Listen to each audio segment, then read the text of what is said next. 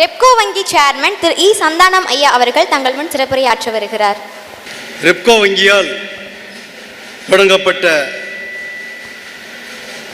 ரெப்கோ அறக்கட்டளை சார்பாக என்னுடன் வருகை தந்திருக்கும் அன்பு சகோதரர் RHFL தலைவர் தம்பி சி தங்கராஜ் அவர்களே, புதுக்கோட்டையின் பேரவை பிரதிநிதி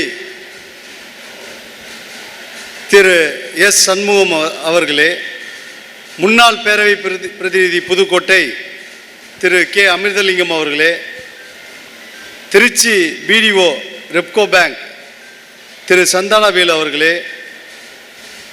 புதுக்கோட்டை ரெப்கோ பேங்க் கிளை துணை பொது மேலாளர் திரு வேல்முருகன் அவர்களே, திருச்சி RHFL RDM திரு அப்பாஸ் அவர்களே, முன்னாள் தாசில்தார் திரு சுப்பிரமணி அவர்களே மற்றும் ரெப்கோ வங்கி RHFL RMFL பணிபுரியும் அதிகாரிகளே, பணியாளர்களே, இங்கு பெரும் திரளாக வருகை தந்திருக்கும் என் இனிய அன்பு சகோதர சகோதரிகளே, அனைவருக்கும் என் காலை வணக்கம். இந்த வங்கியில்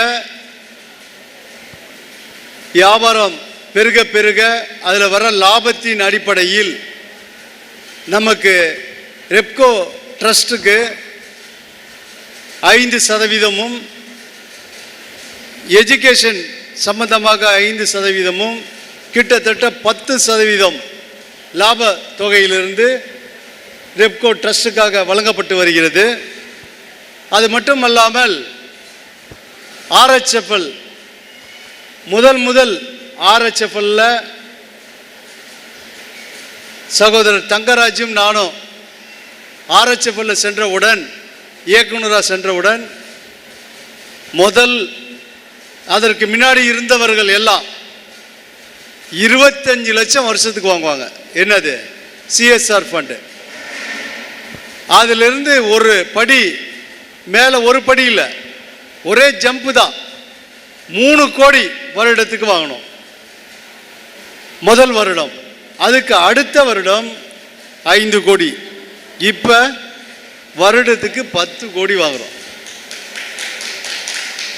இப்போ நல்லா தெரிஞ்சுக்கிங்க, 10 கோடி வாங்கி நம்ம ரெப்கோ வங்கியில் வர லாபத்தில் 10% வாங்கி இன்னைக்கு இந்த அளவுக்கு வளர்த்துருக்கோம் அறக்கட்டளைன்னா சாதாரண விஷயம் கிடையாது.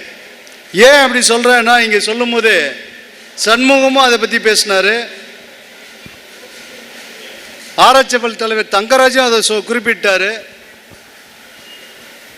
நமக்கு வேண்டாம் அறக்கட்டளை வேண்டாம் அப்படின்னு ஒரு கோஷம் போட்டாங்க. எங்க?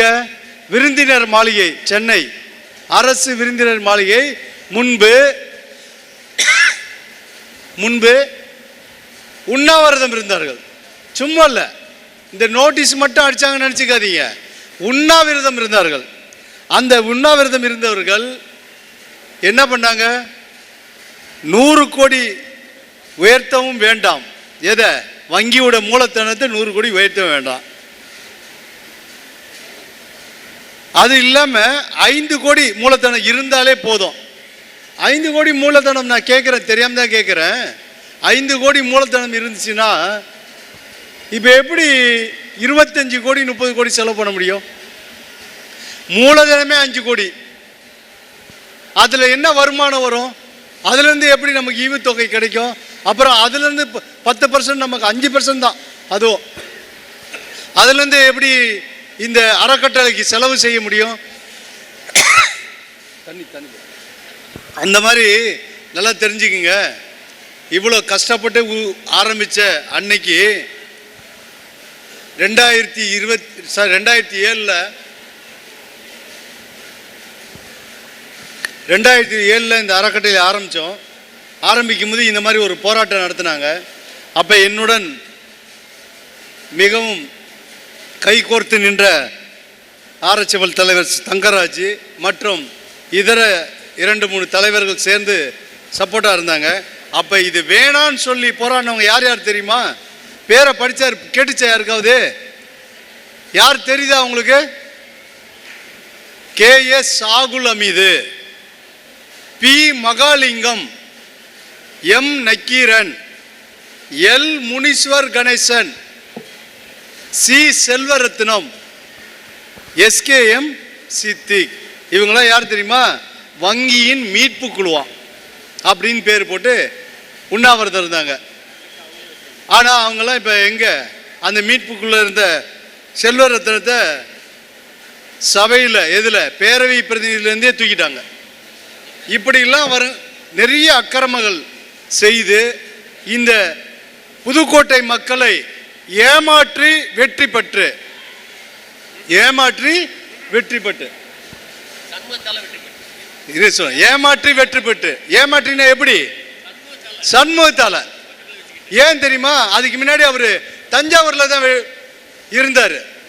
தஞ்சாவூர்ல இருந்தவர் அங்க தோத்துருவோன்ற பயம் வந்த உடனே சண்முகத்தை பிடிச்சிக்கிட்டார். ஸ்ட்ராங்கா பிடிச்சிக்கிட்டு இங்க இருக்க மக்களை ஏமாத்தி பதவிக்கு வந்தார். பதவிக்கு வந்து என்ன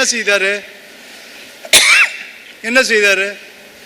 வருடத்துக்கு 3 கோடிக்கு மேலே செலவு பண்ணுறதில்ல. அதுவும் அவங்க வேண்டப்பட்டுக்கு இந்த தையல் மிஷின் இருக்குல்ல, இன்னைக்கு எல்லாருக்கும் கிடைக்குதா இல்லையா? அந்த தையல் மிஷின் வருடத்துக்கு எவ்வளோ? 100 மிஷின் கொடுப்பாங்க. எவ்வளோ மிஷினு? 100 மிஷின். அந்த 100 மிஷின் யார் கொடுப்பாங்க தெரியுமா? அவங்க ஒக்க கொடுப்பாங்க. யாரு ஒக்க தெரியுதா? எல்லாம் நம்ம ஊருக்காரவங்க தானே. என் ஊர் இங்கே தான். எது? தேவக்கோட்டை. புரியுதா? சொந்த பந்தத்துக்கு மட்டும்தான் கொடுப்பான். எப்படி? சொந்த பந்தத்துக்கு மட்டும்தான் கொடுப்பான். அவர் வேண்டப்பட்டாலே அவரை கையை காலை பிடிக்கிறவர், காக்கா பிடிக்கிறவர், குருவி பிடிக்கிறவருக்கு தான் கிடைக்கும். எது? தையல் மிஷின். இன்னைக்கு நாங்கள் இருவரும் வந்தோடனே போன வருடம் கொடுத்த தையல் மிஷின் 2000. எவ்வளோ? 2000 தையல் மிஷின் கொடுத்துருக்கோம். இந்த வருடம் 3000 மிஷின் கொடுக்க போகிறோம். யாருக்கு? எல்லா மக்களுக்கு தான். எங்களுக்கு யாருன்னு தெரியாது. ஆனால் ஒன்று தெரியும், தாயும் திரும்பிய நம்ம சொந்தங்களுக்கு கொடுக்குறோன்னு மட்டும் தெரியும். தாயும் திரும்பிய நம்ம சொந்தங்களுக்கு கொடுக்குறோன்னு மட்டும் எங்களுக்கு தெரியும். அதன் அடிப்படையில் இன்னைக்கு இவ்வளோ மிஷின் கொடுத்துருக்கோம். இப்படிலாம் இந்த வங்கியை வளர்த்ததில், அரும்பாடுபட்டதில் எங்கள் இருவருக்கும் பெரும் பங்கு இருக்கு. இப்போ நான் சொல்கிறேன், இன்னும் நிறைய பேசலாம். பேசிகிட்டே போனால் குறைகள் சொல்கிறேன்னு நீங்கள் கூட நினைப்பீங்க.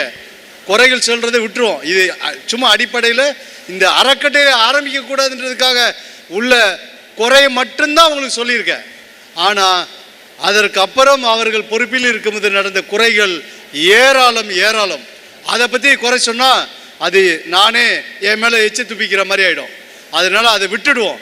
இப்போ இருக்க நடக்கிறத உங்களுக்கெல்லாம் திருப்தியாக இருக்கா? சலுகை நிறையா வருது, சொல்லுங்க. திருப்தியாக இருக்கா இல்லையா? அதனால நீங்க வருங்காலத்தில் இந்த பகுதியில் அமிர்தலிங்கத்தையும் சண்முகத்தையும் தேர்வு செய்தீர்களானால் எங்களுக்கு ரொம்ப வலிமை ஜாஸ்தியாகிடும்.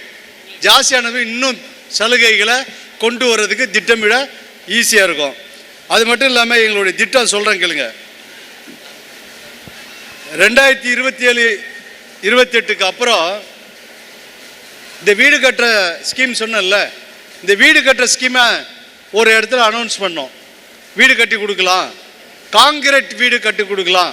450 ஸ்கொயர் ஃபீட், 450 ஸ்கொயர் ஃபீட்டில் ஒரு வீடு கட்டி கொடுத்துட்டோம்னா அவங்க வாழ்நாள் ஃபுல்லாக ஒழுவாது, எந்த பிரச்சனையும் இருக்காது. தனக்குன்னு ஒரு வீடு இருக்குது அப்படின்ற அவங்க நல்ல ஒரு வாழ்க்கையை வாழ்வாங்க அப்படின்னு சொல்லி திட்டம் போட்டு ஒரு இடத்துல அனௌன்ஸ் பண்ணோம். எங்கள் நீலகிரி டிஸ்ட்ரிக்டில். அங்கே தான் பெரும்பாலும் நம் மக்கள் வந்து இந்த பேனரில் சினிமா கடிக்கிறப்ப, இப்போ நாங்கள் வரும்போது கூட பேனர் அடித்து வச்சுருக்கீங்களே, அந்த பேனரை போட்டுட்டு தான் வாழ்கிறாங்க. அதை பார்க்கும்போது ரொம்ப வருத்தமாக இருந்தது. அந்த மாதிரி ஒரு வீடு கட்டலான்னு ஒரு திட்டம் தீட்டினோம். அதை அங்கே அனௌன்ஸ் பண்ணோம்.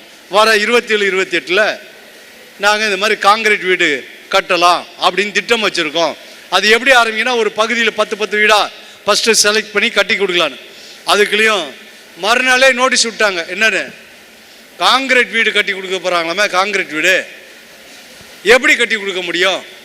நாங்கள் சொல்கிறோம், தையல் மிஷின் கொடுக்க முடியாது. 100 மிஷின் கொடுத்தீங்கல்ல, இப்போ நாங்கள் 2000 மிஷின் கொடுக்க முடிஞ்சுதா? எப்படி கொடுக்க முடிஞ்சுது?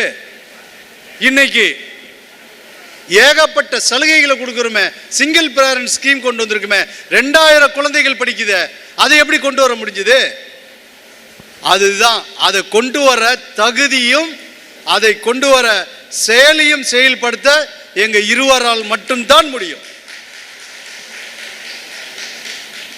ஏன் அப்படி சொல்றேன்னா, பணத்தை வங்கியில், அதாவது வங்கியும் சரி, RHFL நிறுவனமும் சரி, RMFL நிறுவனமும் சரி, எப்படி பணம் சம்பாதிக்க வேண்டும்ன்ற சிந்தனையை அங்க இருக்க அதிகாரிகள் மூளையை போட்டு உடைக்க வைக்கிறோம். எப்படி? மூளையை போட்டு கசக்கி பிழிஞ்சு சம்பாரிச்சே ஆகணும் அப்படின்னு டார்கெட் கொடுத்துருக்கோம். இங்க கூட ரெப்கோ வங்கியில் இருக்க நம்ம ஊழியர்கள், அதிகாரிகள், அப்புறம் RHFL இருக்க அதிகாரிகள் இங்கே இருக்கீங்கன்னு நினைக்கிறேன். எல்லாரும் இனி திட்டுவாங்க, இந்த சேர்மன் வந்ததுலேருந்து டார்கெட்னு சொல்லி உயிரை வாங்குறாயா அந்த ஆளு அப்படின்னு. ஏன் அப்படின்னா, உண்மையிலே சொல்கிறேன், இந்த டார்கெட் கொடுத்து வருமானத்தை ஏன் ஏற்றுகிறோம் என்றால், தாயகம் திரும்பிய நம் மக்களுக்காக அது மட்டும்தான். ஞாபகம் வச்சுக்கோங்க. அதனால இந்த சலுகைகள் செய்யும் அனைத்து சலுகையும் செய்யும் புண்ணியங்கள் யாருக்கு போய் சேரும் சொல்லுங்க? அந்த அதிகாரிகளுக்கு தான், பணியாளருக்கும் அதிகாரிகளுக்கும் தான். நாங்கள் இடையில ஒரு மீடியேட்டர் தான். என்னது? நமது தாயகம் திரும்பிய மக்களுக்கும் வங்கிக்கும் RHFLக்கும் நடுவில் பணத்தை பரிமாற்றம் செய்ய உள்ள நடுவில் ஒரு தாயகம் திரும்பிய தலைவர்கள், அவ்வளோதான். மற்றபடி எல்லா காரியங்களுக்கும் பொறுப்பு. இன்னைக்கு சொல்கிறேன், உங்களுக்கு வங்கியில் பணம் வருது. இதுக்கு முன்னாடி இருந்தவங்களுக்கு நேரத்தில் வங்கியில் பணம் வந்துச்சா? நீங்கள் போய் யாராவது கூட்டு போய் வாங்கி கொடுப்பாங்க, அதில் கமிஷனு, இப்படி பெரும்பாலும் தொல்லைகள். இந்த தொல்லைகள்லாம் இல்லாமல் இன்னைக்கு நடக்குதா? அதுதான் இன்னைக்கு இருக்க நிர்வாகம். இந்த நிர்வாகத்தில் அதிகாரிகளும் பணியாளர்களும் படும் என்னது முற்போக்க சிந்தனையும் அவர்கள் செயலும் தான் இன்னைக்கு இந்த வங்கியும் RHFL RMFLம் நல்ல லாபத்தில் சென்று கொண்டிருக்கிறது. அந்த லாபத்தில் வர வருமானம் எங்களுடைய இலக்கு. விரைவில் 100 கோடி ரூபாய் ட்ரஸ்டுக்கு வாங்கிட்டு வர போறோம். எவ்வளோ? விரைவில் 100 கோடி ரூபாய். அந்த 100 கோடி ரூபாயில தான் இந்த காங்கிரீட் வீடு எல்லா சலுகையும் அடங்க போகுது அப்படின்னு சொல்லிக்கொண்டு, இன்னும் நிறைய சலுகைகள் உங்களுக்காக செய்ய காத்திருக்கிறோம். உங்களுக்காக நாங்கள் இருக்கிறோம், எங்களுக்காக நீங்களும் இருங்கள், எங்கள் பின் தொடருங்கள், உங்களை எப்போதும் கைவிட மாட்டோம் சொல்லிக்கொண்டு எனக்கு வாய்ப்பளித்ததற்கு நன்றியை தெரிவித்துக் கொள்கிறேன். நன்றி, வணக்கம்.